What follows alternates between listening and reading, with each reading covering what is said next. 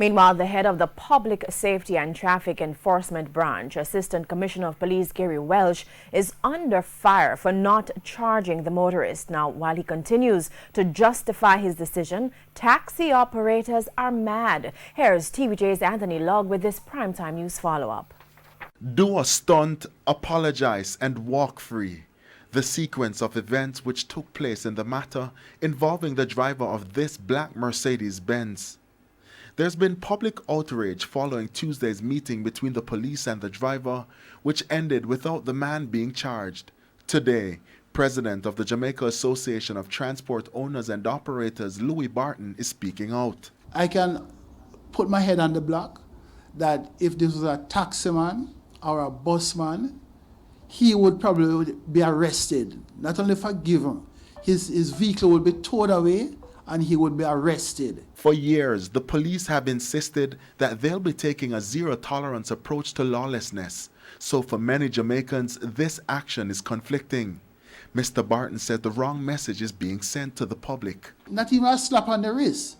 This person was totally exonerated because on the road, the operators are beholden to police officers, whether they are police force or transport authority force.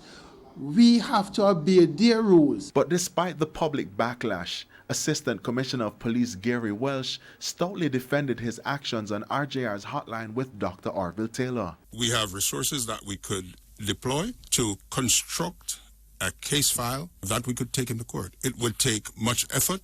I brought you through probably 2 or 3 of those elements having to do with the pathway to identifying the weakness and the pathway to preserving the integrity of the video.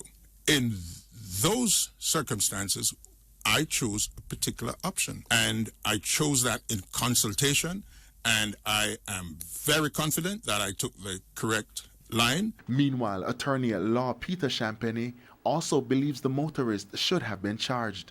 He adds that the police's handling of the matter leaves questions whether some persons are above the law. The occasion could also have accommodated the apology and a willingness on the part of the individual to go on a campaign to show that it is wrong to drive in this manner. But certainly the law should have been applied. There's no reason for it. How can you credibly advance any arguments in opposition to one who would say about a situation where a man from downtown driving a Probox car, would he be treated the same way? That is the question. And they talk about zero tolerance. I mean, this is all within the context of a country where road accidents, fatalities are high. Anthony Logg, TVJ News.